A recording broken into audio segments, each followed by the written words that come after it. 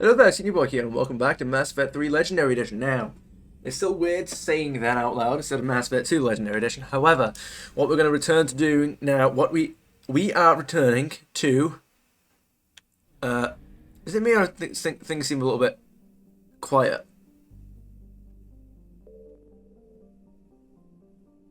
No, they don't seem quiet.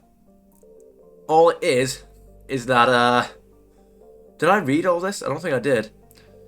What it is that the soundtrack took ages to kick in. That's all it was. Right. So yeah, we've got this system to do. Is that right? And then I said I was going to do these next ones. We've already done that one up there. Right. Okay. Right. So yes, I see. Exit. So now let's have a look at what we've got going on here. We're not going to scan just yet. We're going to go Arcadia. An unusually large terrestrial world, Arcadia has a dense atmosphere composed of nitrogen and helium. Its scorching hot surface is mainly composed of alkaline basalts, but metal deposits are plentiful. Although several spectacular examples of columnar basalt formation offer scenic beauty, Arcadia's hostile environment has precluded commercial development. Orbital distance is 0.7 AU. Orbital period is 0.6 Earth years. Radius is 10,893 kilometers. Day length is 25.6 Earth hours. Atmospheric pressure is 16.17 Earth atmospheres. Surface temperature is 358 degrees Celsius and surface gravity is 5G. Alright, now here we've got Eden Prime. Oh yes, good old Eden Prime. This idyllic agrarian world was one of the first human colonies established beyond the Charon mass relay. Eden Prime's fertile biosphere drew heavy immigration from the Systems Alliance and other human organizations. In 2183, Eden Prime was attacked by a Geth force led by the rogue Spectre Seren Arterius. Commander Shepard, responding to the attack, encountered a Prothean beacon that warned of imminent Reaper invasion. It is thanks to this beacon and the Commander's quick action that the galaxy has any chance of survival today, and the Protheans themselves, and every member of the crew that we've had up until this point, including Mordin, who died almost literally holding the line. Although the Reapers rushed past much of the Exodus cluster in their plan to take Earth, it is clear the war has come to Eden Prime. Distress signals have jammed all available frequencies. Fires burn in vast swathes across the arable land, and its once extensive monorail system is twisted metal. Cerberus has much to lose if word of their ruthless attack on the human colony gets out. What they stand to gain must be equally valuable. Colony founded in 2152, population 4.2 million. Population estimate is pre-invasion. Capital is constant. Orbital distance is 1.85 AU. Orbital period is 2.5 Earth years. Radius is 7,026 kilometers. Day length is 64.1 Earth hours. Atmospheric pressure is 1.45 Earth atmospheres. Surface temperature is 23 degrees Celsius, and surface gravity is 1.04 G. So we're going to find Reapers on this planet because they are attacking this system. And I also noticed, by the way, when I was rewatching the suicide mission video, I specifically told Mordin in that hold the line segment. I went, I don't know how this worked out the way that it did, but when I was selecting my crew, I highlighted Mordin. I went, Mordin, hold the line. I went Mordin. Is that Mordin? I believe you know the line, and you're referencing hold the line, and he was the one that died during that segment. I don't know how that happened the way that it did. God, did you know what? I was watching through that entire mission again, and it would have been so awesome if we'd managed to get everyone out on the first go, because I knew it wasn't going to happen. At the same, I was going on about how it wouldn't happen, and it would have been so awesome if it did happen. But oh well. We've got Zion. Zion is a hydrogen-helium gas giant even larger than Jupiter. Despite its deep gravity well and lethal radiation, it supports a small helium-3 mining industry. The reason is simple. As the only gas giant in the Utopia system, it is the only local source of fuel for Eden Prime's power stations and spaceports. Zion has 112 natural satellites, ranging from orbiting asteroids to the moon of Asphodel, which is large enough to retain a thick atmosphere. Population is 1,062. Population estimates are pre-invasion. Orbital distance is 14.05 AU. Orbital period is 52.8 Earth years. Radius is 74,333 kilometers. And day length is 10.5 Earth hours. Okay, no, right, so there's population on the satellites or on the helium-3 refinery stations? I'm not sure. So we've got this thing over here. We've got Nirvana. Nirvana has a trace atmosphere of xenon and krypton. The surface is a mix of water ice and iron oxides, with cryovolcanic plumes of potassium and concentrated around the equatorial ridge. Nirvana has little of commercial or scientific interest. Though a few geological research stations were constructed in the early 2160s, all have been shut down for years. The Alliance maintained an automated ice cracking station, which stockpiled a large amount of deuterium fuel for use by the fleet. This was commandeered in the preparations for the war, and now Nirvana is completely silent. Orbital distance is 25.6 AU. Orbital period is 129.9 Earth years. Radius is 3,212 kilometers. Day length is 63.9 Earth hours. Atmospheric pressure is trace. Surface temperature is minus 203 degrees Celsius, and surface gravity is 0.2 G. Very well. Let's move on to last but not least, Xanadu. Xanadu's atmosphere is composed of methane and argon. While the planet's frozen surface is largely potassium with deposits of calcium, its location in the deep cold of the outer system and the lack of vulnerable systems have little to recommend it. Orbital distance is 101.7 AU. Orbital period is 1029.9 Earth years. Radius is 3,730 kilometers. Day length is 69.8 Earth hours. Atmospheric pressure is 0.19 Earth atmospheres. Surface temperature is minus 216 degrees Celsius, and surface gravity is 0.3 G. That's all well and good. Let's start scanning, shall we? Signal confirmed. There you go. I'm not getting the Reapers here, weirdly enough. Why? Not that I'm complaining, but the Reapers should be in here. Okay. We've got Zion, yes, start scanner. What we got? Yeah, mate.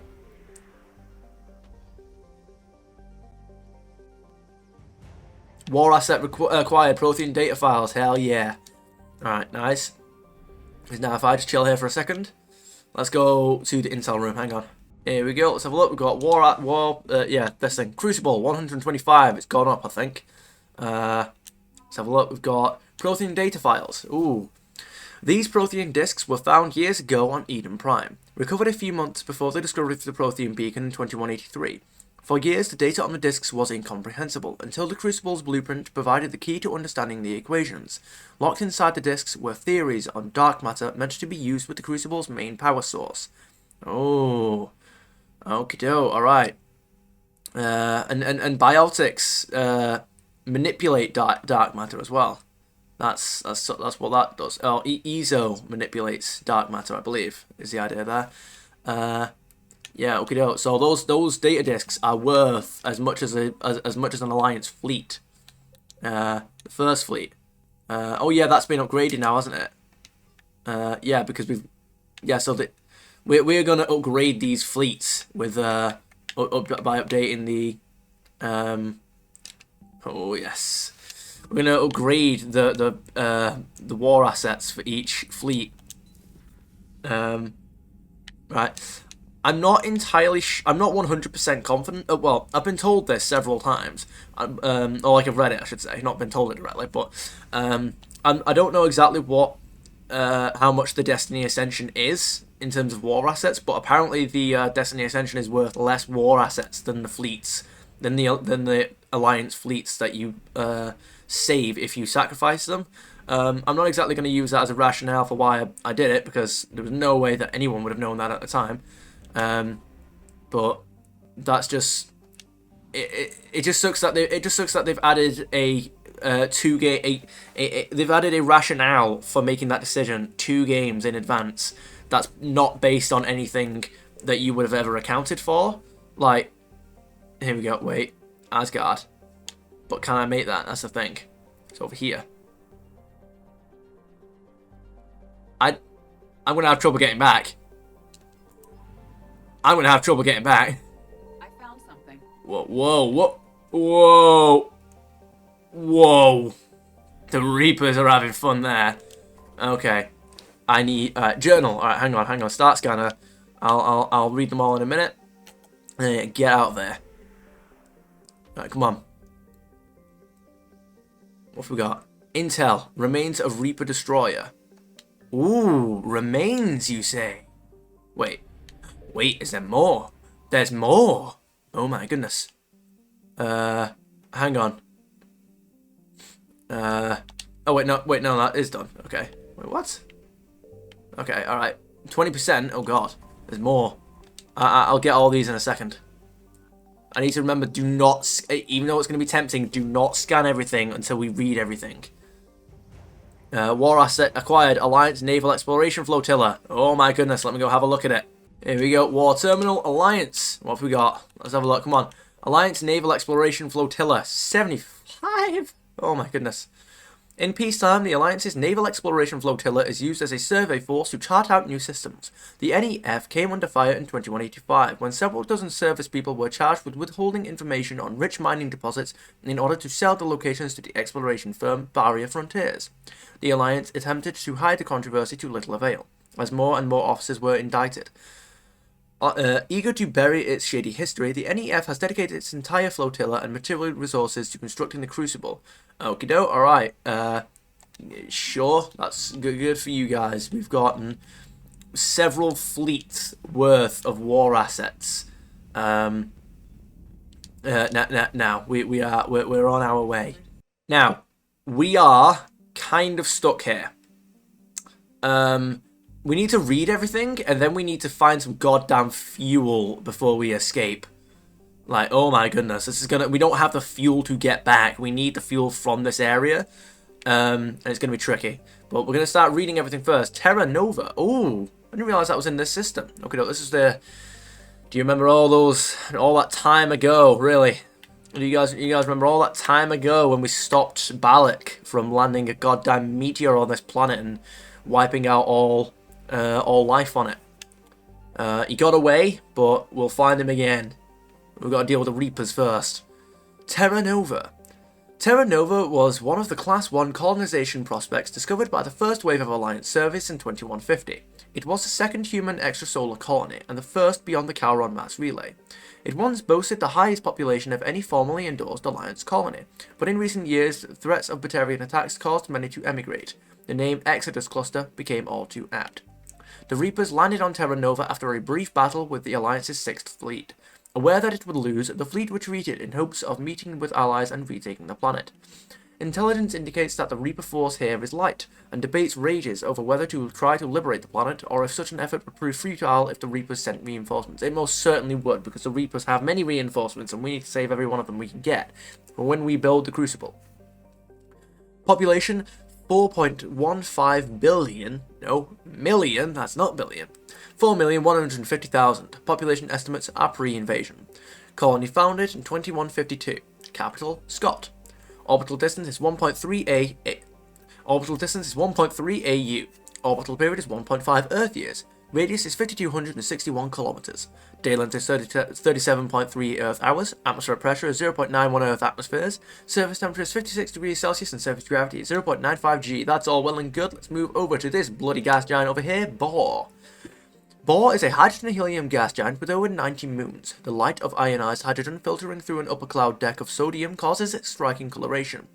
The source of the ionization has not yet been confirmed, but Bohr's mass, equal to 6 Jupiters, and high temperature suggest it may be a brown dwarf, a gas giant that gained almost enough mass to ignite into a small star. The Reapers destroyed Bohr's extensive helium-3 infrastructure, although wreckage indicates that the 6th Fleet did not give up the planet without a fight. Orbital distance is 2.2 AU. Orbital period is 3.3 Earth years.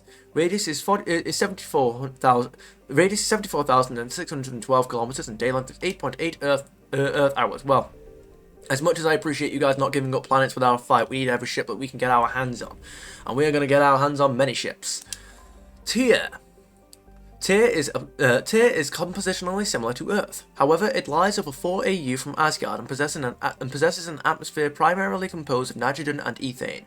While a potential target for terraforming, the proximity of the shirt sleeves habitable Terra Nova relegated Tyr to a support role. Nearly 100 corporations, human and alien, constructed Teal-operated mining, refining, and manufacturing facilities across the planet. The Reapers immediately targeted these, seeking to cut off the Alliance's supply of hydrogen fuel cells. Colony founded in 2156. Population 44,000. All population estimates are pre-invasion. Capital, Kaldidala. Orbital distance is 4 AU. Orbital period is 805 Earth years. Radius is 6,332 kilometers. Day length is 46.2 Earth hours. Atmospheric pressure is 0.8 Earth atmospheres. Surface temperature is minus 73 degrees Celsius and surface gravity is 0.95 G. That's all well and good. Let's move over here to Loki. A small terrestrial world with little to recommend it, Loki's one hemisphere is largely covered by ice, and the other by craggy basaltic highlands. The rough, varied terrain suggests an ancient cataclysm caused significant damage to the planet. Reaching 6.5 AU at perigee and 7.1 AU at apogee, Loki's unusual elliptical orbit reinforces this hypothesis. Beneath Loki's ice cap runs a naturally formed network of subterranean tunnels. These may have proven useful to Alliance's forces in retreat. Nevertheless, any organics hidden here remain in peril, as Loki's atmosphere is inhospitable and Reaper scanning technology is efficient. Orbital distance is 6.8 AU. Orbital period is 17.8 Earth years. Radius is 3,630 kilometers. Day length is 61.3 Earth hours. Atmospheric pressure is 0.2 Earth atmospheres. Surface temperature is minus 135 degrees Celsius and surface gravity is 0.22 G. Brilliant. Now, how are we doing this? First off, let me back out. Saved. This is gonna be tricky, but you know what? We've done things that are tricky before, most notably the suicide mission. Come on. Right, come on, we can get a scan and then we can depart. Come on, here we go. Go straight to the left in a second. Alliance cruiser Shanghai, alright, go, to the right. Hang on. Light jump successful. Yep, alright, nice, we've got one more to go. No, oh, that's it. Fuel. Oh my goodness, we're going, and we're never coming back. I mean, we are coming back, just not right now. Okay, alright, I want to see, can I, like, go back to the, Citadel and get fuel, please? I'm kind of desperate, but oh my goodness, we did it. We escaped first try, weren't even that tricky. We're just that good. Right, here we go. Can I not scan anything? Wait. I was gonna say, can I not scan anything here? Can I?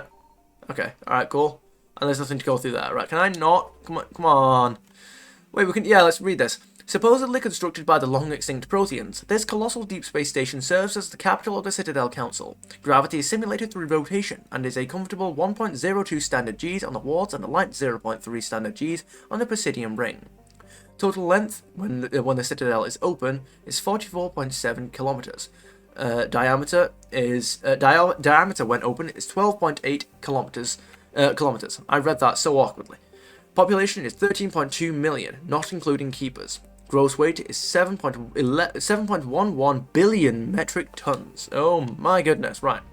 Now, excuse me, we are running out of fuel. And we are not going to run out of fuel, because we're going to go here first. Excuse me. And that should help us out quite a bit. There you go. Not quite as good as Mass Effect 1, but better than Mass Effect 2. We're getting somewhere. Whoa. Oh, there we go. Right, because now I can just scan the whole thing. Fuel depot! Whoa. Okay, fuel is very cheap now, isn't it? Can I not scan anything here? Come on, we've got to be able to scan something. What? What do you mean? What do you mean? This system is untouched for the moment. It would appear that there aren't any... Wait, yeah, no, it doesn't appear that there are any war assets here. Alright, this system's untouched for now. Okay, so we've got Saradrill. Alright.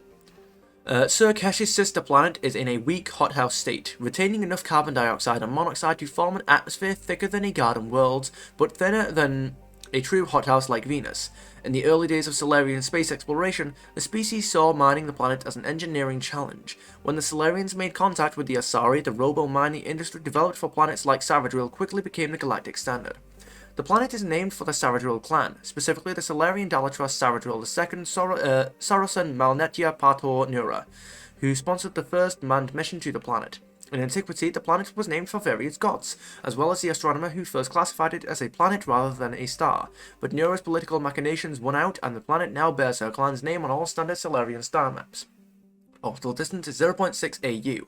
Orbital period is 0.5 Earth years. Radius is 5,243 kilometers. Day length is 22.2 Earth hours. Atmospheric pressure is 8.45 Earth atmospheres. Surface temperature is 325 degrees Celsius, and surface gravity is 0.71 G.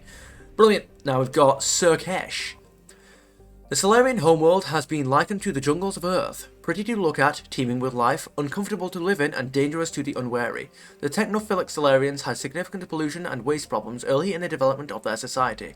They also embraced social solutions just as quickly, and through complex breeding rules, Surkesh now maintains a crowded but sustainable population. The planet tends to be wetter than Earth, and Solarian cities spare no expense to collect and provide fresh water, as one might expect from an amphibious species. Due to Surkesh's location in the galaxy, far from dark space, it has yet to be invaded by the Reapers, but its rulers are all too aware that they are in the path of attack. Because they could not strike the first blow, as well as their military doctrine suggests, many already consider their forces at a severe disadvantage. Population 10.3 billion. Population 10.3 billion. Population orbital stations 1.1 million. Now, don't you worry, Solarians, because we are all at a disadvantage when it comes to the Reapers. Unfortunately, they are at the disadvantage of not having plot armor, because, oh my goodness, may the plot armor be strong with you.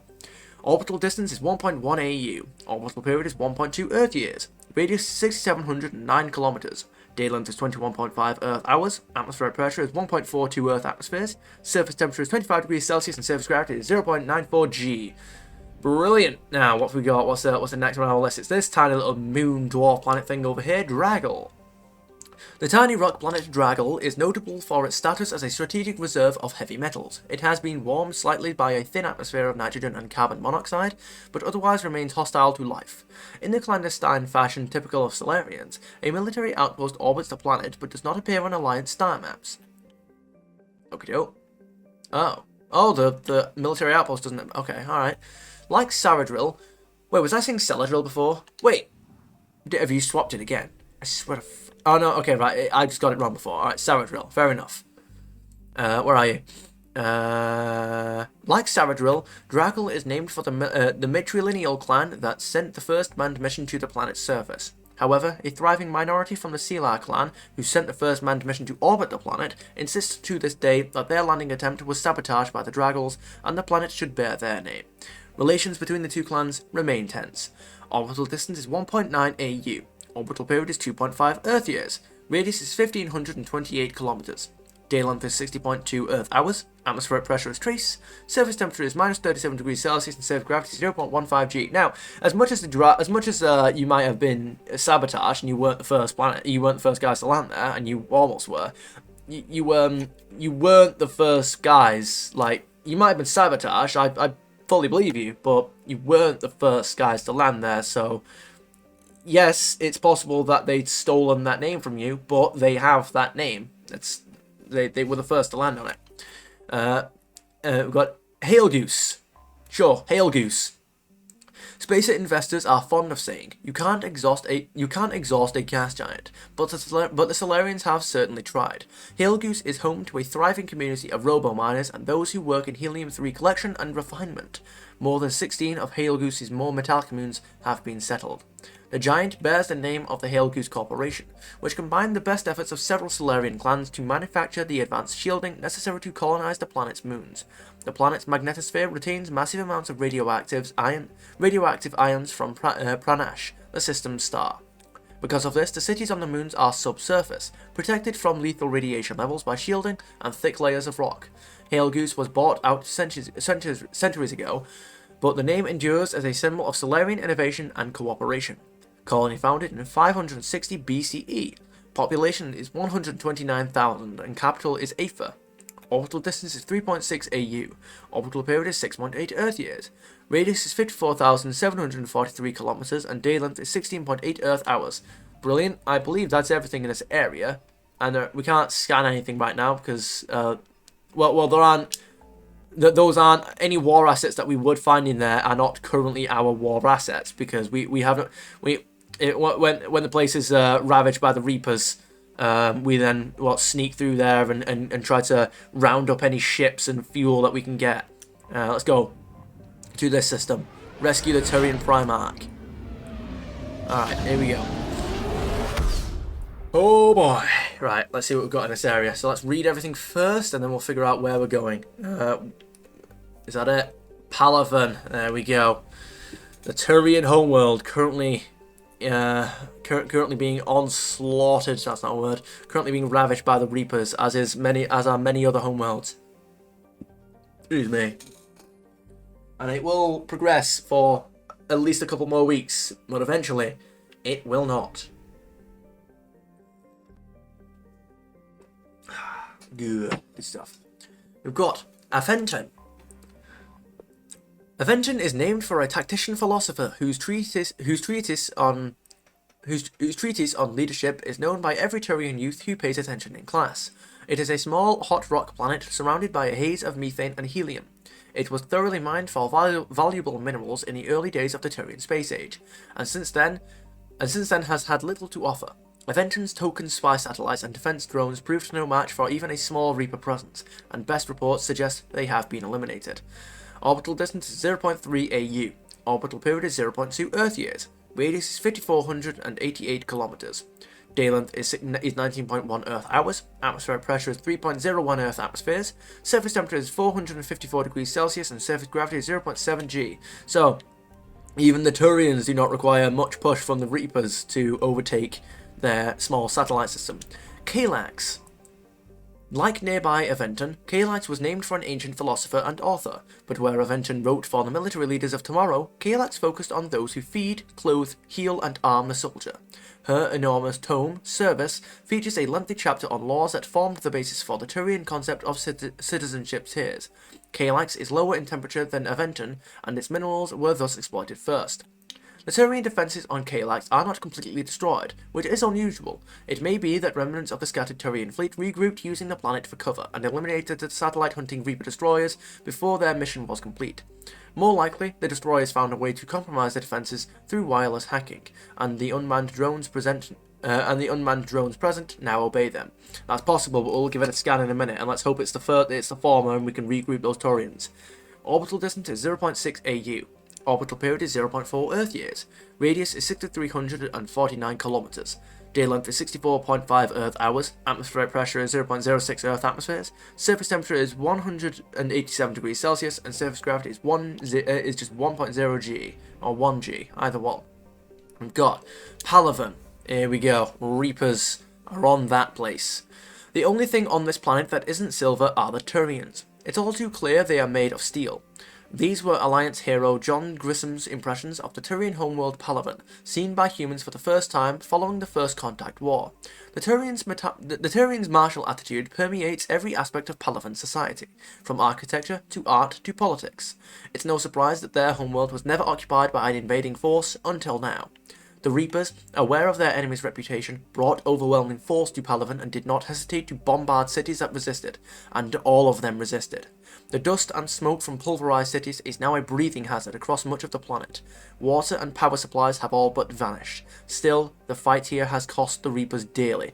You bloody go, guys. You keep it up. You cost the Reapers every sapient and then thus non-sapient shell that you can get, because oh my goodness, we're gonna need you guys when we retake Earth, because any Reapers that are not about in this final battle are Reapers that we will not have to kill in said final battle. Alliance Travel Advisory. Palaven's weak magnetic field means solar radiation levels are greater than those found on other habitable worlds. Human visitors are advised to wear envirosuits or other radiation protection when visiting Palaven.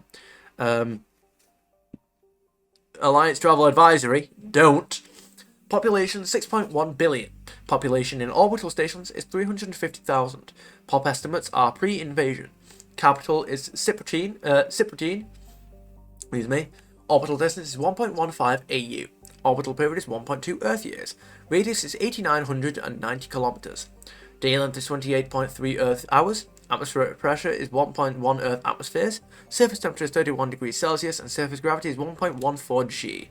Brilliant. And now we've got Mene, which we will not be doing this mission just yet, Palaven's largest moon has been shrouded in secrecy since the dawn of the Turian space age. During the Krogan rebellions, the hierarchy classified nearly all data on Mene and its sister moon Nanos, because they feared the Krogan could use the moons as weapons by smashing them into Palaven's surface.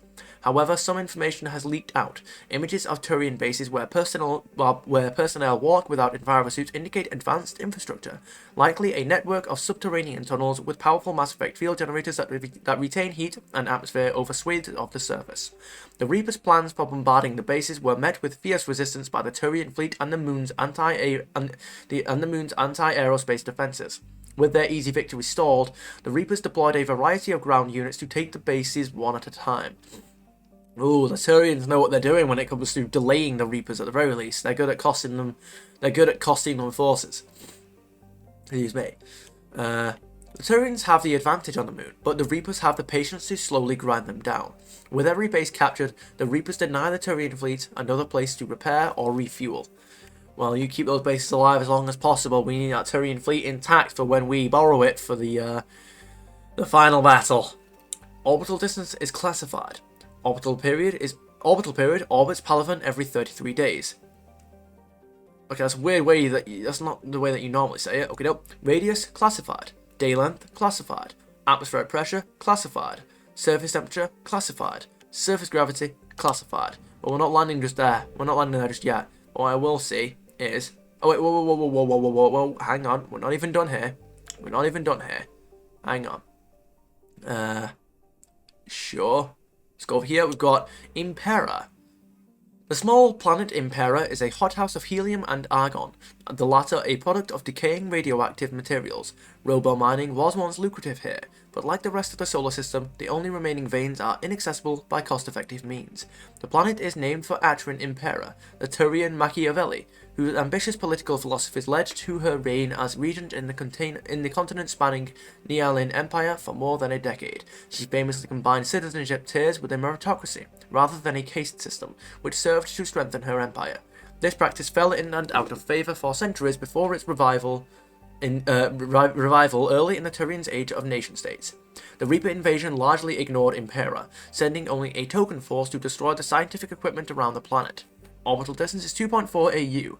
Orbital period is 3.7 Earth years. Radius is 1676 kilometers.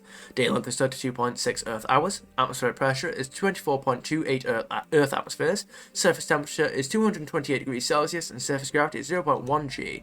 That's all well and good. Let's go over here to this red grass? No, it's not. Morrowind, that's the one. We are going to this red gas giant. That's the one. Red gas giant. Red gas giant, Essenus.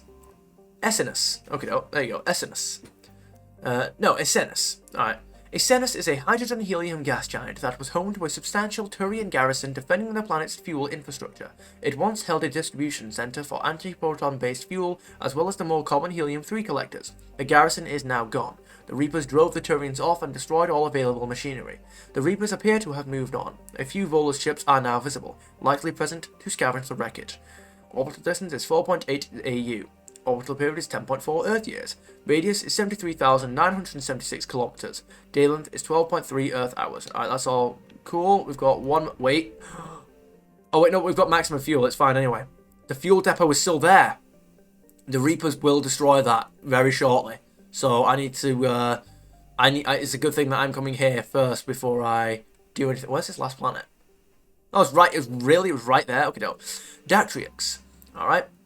Datriox is a small rock and ice planet with an extremely thin nitrogen-based atmosphere. Exploited for its metal deposits, the planet's iridium was marked as part of Palaven's strategic reserve during the Krogan rebellions.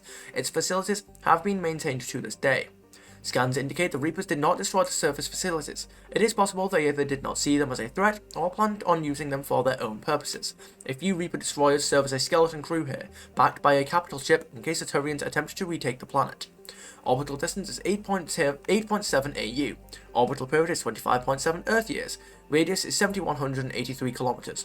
Day length is 31.8 Earth hours. Atmospheric pressure is trace. Surface temperature is minus 164 degrees Celsius. And you're not going to give me a one of those... Okay, right, hang on.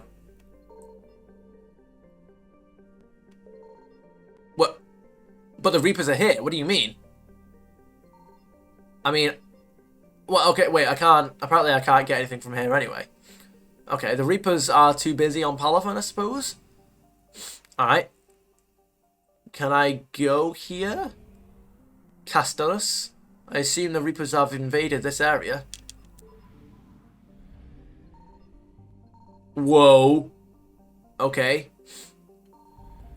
Careful, you guys. Alright. But apparently there aren't any war assets here anyway. Okay, now we've got Carborix. Alright. A tiny rock planet with a thin, reducing atmosphere, Carborix was remotely mined for millennia. First for rarer platinum group metals and radioactives, then catalysts and semiconductors, and eventually structural materials like titanium, iron, and nickel. Recovery operations were grinding to a halt just before the Reapers hit the planet. The attack turned orbital stations and the Turians' early warning satellites into molten metal. Orbital distance is 0.4 AU. Orbital period is 0.3 Earth years. Radius is 2,579 kilometers. Day length is 28.8 Earth hours. Atmospheric pressure is trace. Surface temperature is 268 degrees Celsius and surface gravity is 0.51 G. Alright, nice. So over here we've got Nios. Or Nios. Okay, no. A small Nios. A small terrestrial planet bathed in argon and carbon dioxide. Nios has a pressure cooker atmosphere. Probes revealed calcite cliffs but few valuable minerals, and so the planet had only a few artificial satellites when the Reapers hit. Fragments from destroyed scientific research stations and spy drones littered the planet's Lagrangian points. Lagrangian points, presenting a navigation hazard. Orbital distance is 0.75 AU. Orbital period is 0.7 Earth years. Radius is 2,849 kilometers. Day length is 29.4 Earth atmospheres. No, hang on.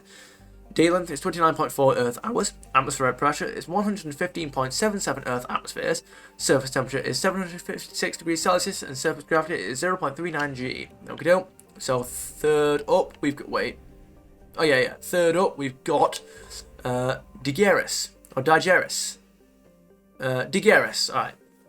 A hospitable world home to dextro-amino acid-based life, this Turian colony was famous until recently for being the site of the bloodiest battle in Turian history.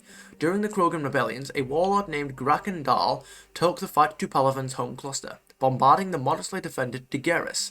When reinforcements came to intercept him, Dahl's navy put their rear to Digeris so that stray shots would hit the planet. The Turians won despite this severe handicap, using countless fighters and cruisers to take down the Krogan dreadnoughts. Today, the Turian fleet holds Digeris in a stalemate. The Reapers, concentrating on Palavan and elsewhere, sent a relatively light force to take the planet, which the Turians repelled. The Turians stand guard at Digeris while the Reapers travel throughout the system, destroying targets of opportunity until reinforcements arrive. Colony founded in 381 BCE. Population is 1.9 billion. Population estimates is pre-invasion. Capital is Apparatus. Orbital distance is 1.35 AU. Orbital period is 1.6 Earth years. Radius is 4,061 kilometers. Day length is 37.2 Earth hours. Atmospheric pressure is 0.35 Earth atmospheres. Surface temperature is 21 degrees Celsius and surface gravity is 0.69 G. Okay, that's all well and good. Over here, we've got this rocky-looking planet, which is Phaeax. Phaeax is a large terrestrial planet with a frozen surface and a thin nitrogen-based atmosphere. It presented the Turians with an interesting engineering challenge: how to mine its abundant heavy metals and get them off the high-gravity planet without requiring so much fuel or ezo that it ruined the profit margin. As a result, the hierarchy heavily subsidized these mining concerns. In return for retaining large stores of gold, iridium, and niobium for their strategic reserve. Sensors report a large Reaper force of capital ships and destroyers here, which have chased off Phaeax's defenders. Interestingly, they seem to have captured several of the orbital stations intact rather than turn them to slag. Orbital distance is 2.7 AU. Orbital period is 4.4 Earth years. Radius is 9,735 kilometers. Day length is 68.6 Earth hours. Atmospheric pressure is trace. Surface temperature is minus 78 degrees Celsius and surface gravity is 2.1 G. This is going to be an episode. No, it's not going to be an episode of reading. I'm going to go over here. We've got Iridium. Iridium is a moderate-sized hydrogen-helium gas giant with clearly visible rings. Reaper capital ships have pounded the system's moons, methodically destroying the colonies here and dismantling the infrastructure. The star chart extolling the natural beauty of the ring system seems inappropriate now. Orbital distance is 10.2 AU. Orbital period is 32.7 Earth years. Radius is 53,884 kilometers. And day length is 12.8 Earth hours. Okay, and that's all of them. So, Signal confirmed. wait. The Reapers are here. The Reapers are here. Alright. Alright, come on. Kick that music in, why don't you? Because I'm not done here.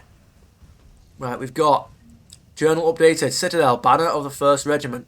I don't know what that's supposed to mean. What? Artifacts, Banner of the 1st. Okay, right. So I'm gonna take that to Glyph in a minute. Right, come on. Come on. Here we go. Wreckage. 350 units. Oh my god, that's too much. Go. There you go. Reapers eluded. Right, nice. We're gonna go all the way over here to Jamay. I thought there was more areas, but oh well. Right. Oh, this is just, we've just got the one planet here. Okay, oh, that's a bright star.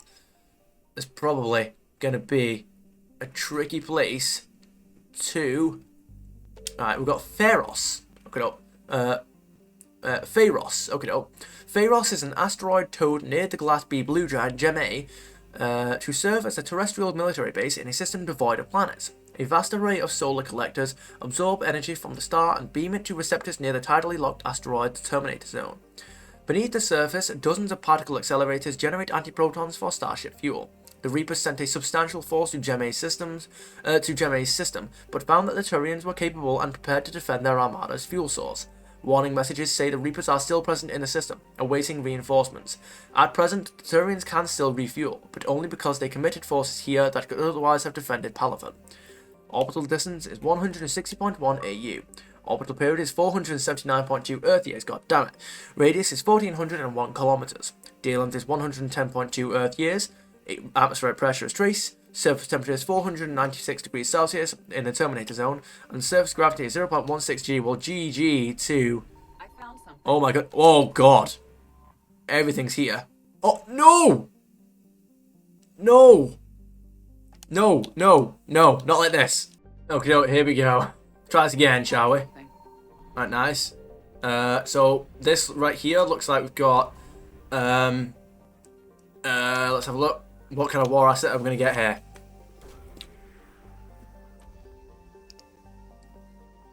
Yes, war asset. Ooh, Turians 79th Flotilla. Oh my goodness. The Turians have already aided us, it would seem. Right, and that looks like those are the rest of those. Can I? How much are you going to be if I fly through the star for stars? There we go. For starters. No, okay, no. Let's go. We've got you, which is 7. Yeah, see, I'm going to have to stop that. Hang on a second. Can I reload? Okay, no, here we go. Right. Thank you very much, Edie. Right, let me claim this thing again, and we'll go give the war room a bit of a look, and then we'll go see Glyph and see what that's about.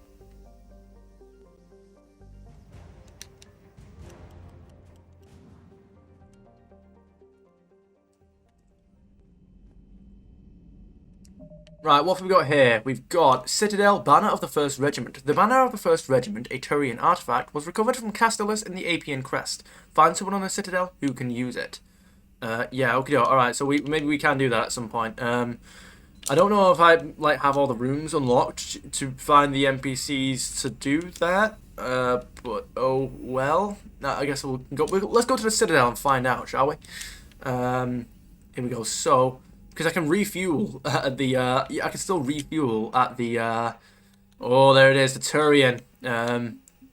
Here we go. So we I can still refuel in the Turian home system. But right now, let's look at we've got Turians.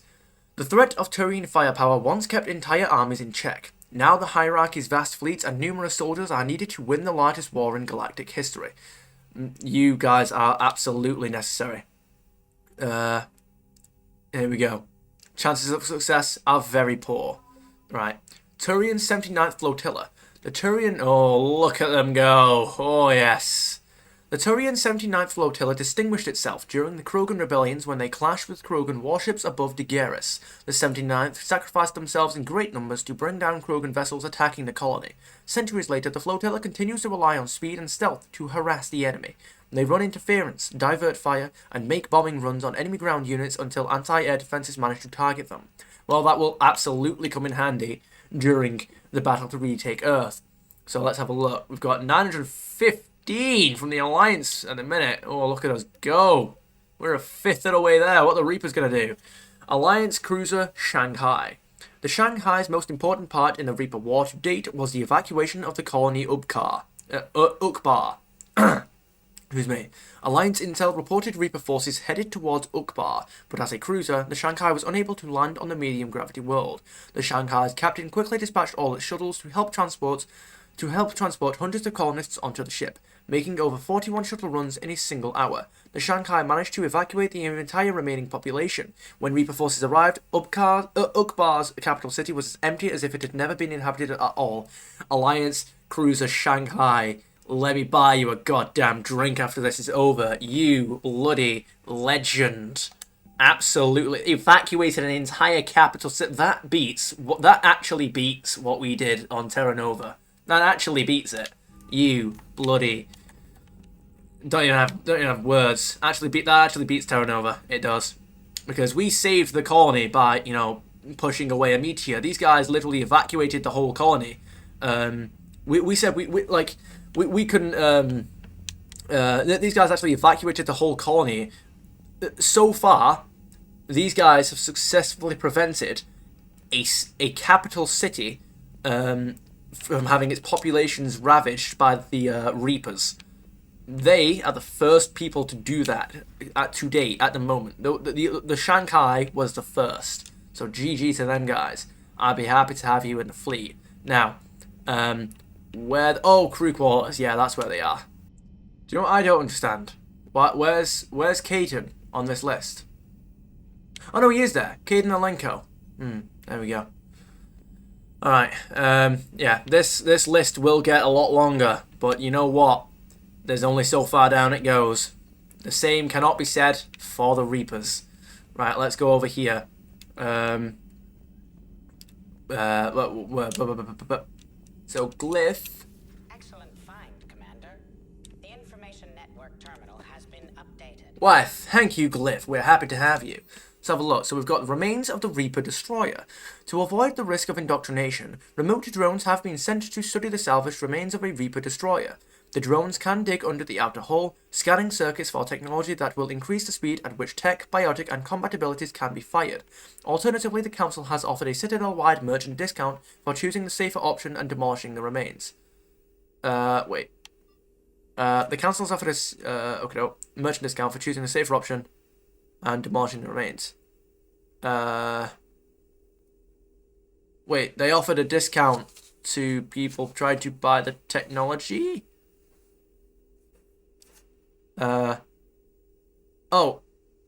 So they offered a discount to the merchants selling the technology because as a reward for going, as a sort of reimbursement for them going to the safer option? I'm not sure.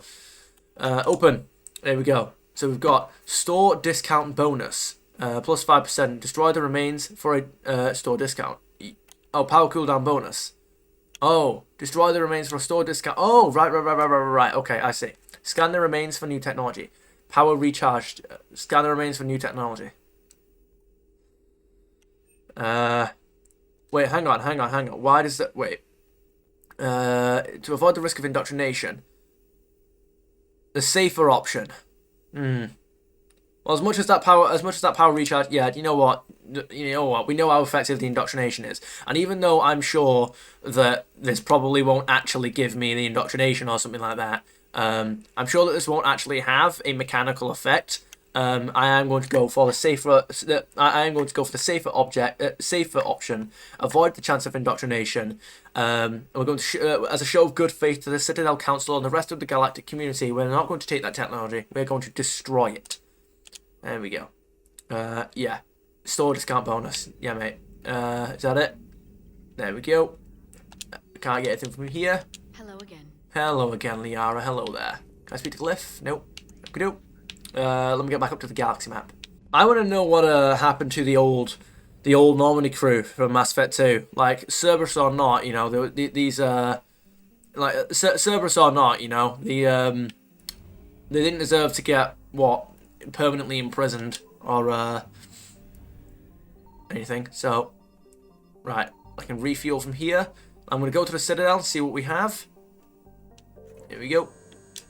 Whoa. Yeah, you refuel quick and for no money at all. Oh my goodness, that's a far cry from Mass Effect 2. You'd think that fuel would be like ridiculously expensive now, considering how bloody hard it is to get. No, fuel prices have gone down apparently by a considerable amount. You can now fully refuel a bloody frigate for like absolutely nothing, for like less than 100 like credits. Like, excuse me. All right, let's go. We are transferring your docking clearance to an Alliance official. Figures. Finally back in action, the Alliance already wants us tagged and collared. Just our way of welcoming you back, Flight Lieutenant. Yes ma'am, requesting docking permission? Docking permission granted. Would you like private transport arranged? No, thank you. I'll handle it. Yes, Commander. Alright, here we go. So that's interesting. We are now, what, tagged when we go there? Can I speak to Avina? Hello, Commander Shepard. Welcome to the Citadel. Thank you. This is Docking Bay D-24. Note that due to recent events, official identification and weapons permits may be requested by CSEC personnel for routine verification. Well, I'm a Spectre, so I don't believe... I'm now a Spectre again, so I don't believe I'll have to be bothering with that. However, I would be happy to put them at ease, at the very least. Routine verification. What routine verification are we looking at? What's with the heightened security? New screening fields have been added in order to speed up processing at the security stations in each docking area. Okey-doke. Citadel security screening technology uses highly advanced biometric authentication systems developed by the CERTA Foundation. Please note that any attempt to circumvent Citadel security measures will result in immediate incarceration. Okay, what can you tell me about this area? What else is in the area? You are standing in docking area D-24. According to your biometrics file, you are cleared to access further information about this bay. Very well. This is the airlock currently assigned to the Systems Alliance ship Normandy. As I can tell. Thank you. Look out the bay window, you can see one of the many magnificent vistas for which the Citadel is renowned. Okey-doke. What are people here for? What about that room over there? The waiting area is for those who wish to speak to our new arrivals. It is located next to security processing. Very well. Right, have a splendid day. That's all. Please speak with me again if you require further assistance. Most certainly, Avina. So, you're just sliding it behind enemy lines until the war's over. No, they've got us on rotation. We're mostly in fortified holding zones until strike teams clear an area. Then we come in and set up medical bunkers and supply depots. And then the main fleet comes in to occupy. I'm not wearing commando leather, honey. What does that mean? We'll be perfectly safe. They don't put engineers on the front lines. But you won't be able to talk to us. No, he won't be able to. But you know what? If he survives this war, which I intend to make sure as many people do as possible, you guys will speak to each other again. Here we go. Let's have a look. Well, that'll be the way to Normandy. Can I speak to anyone in here? No. Okay, right. So there we go.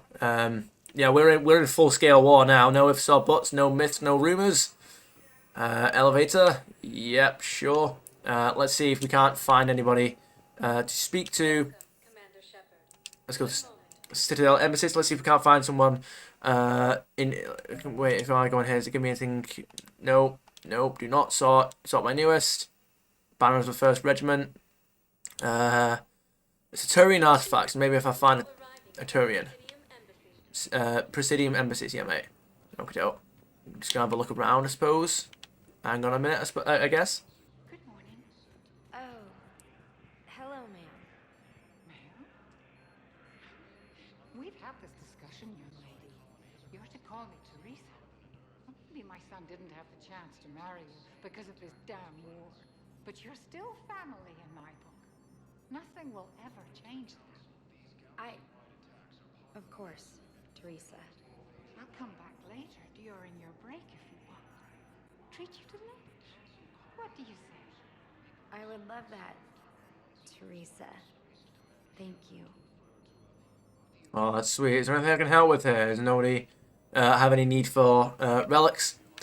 No, it would appear not. Right, so let's move on. Can I speak to Captain Bailey at all? Anything I can get out of this good sir? Hello there.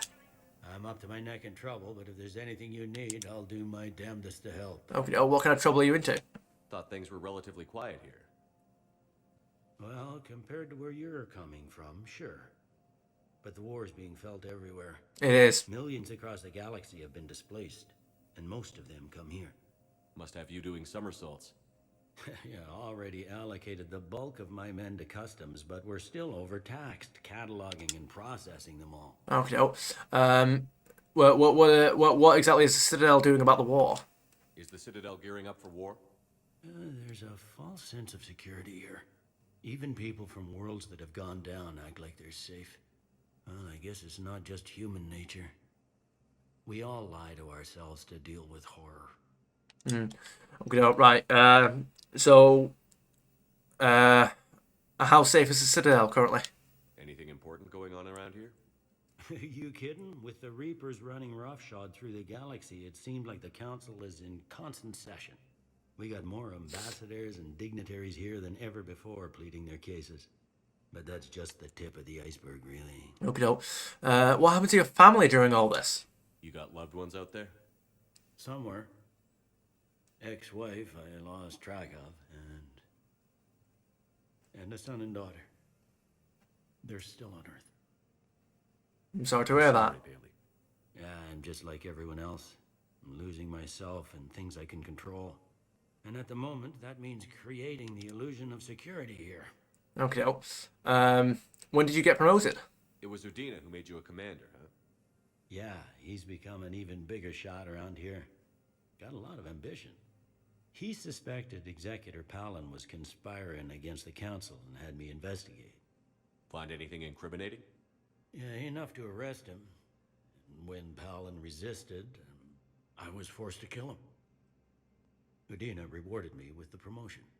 And near as I can tell, being a commander just means I'm putting out different fires. Hang on, let me get that again. It was Udina who made you a commander. Yeah, he's become an even bigger... He suspected Executor Palin was conspiring against the Council and had me investigate. Really? Anything incriminating? Yeah, enough to arrest him. And when Palin... Wait, Executor Palin's dead? Being a commander just means Wait. I'm putting out different fires. Executor Palin? Really? You found evidence you found enough evidence to arrest him, and then you had to kill him? Really? God damn. Did he really deserve that? Okay, no. Commander Bailey, I intend to make sure that you fulfill your dream of retiring with your family back to Earth. Good luck with your duties. I must return to mine. It'll probably get worse before it gets better, Bailey. Yeah, if it ever gets better. Oh, it most certainly will.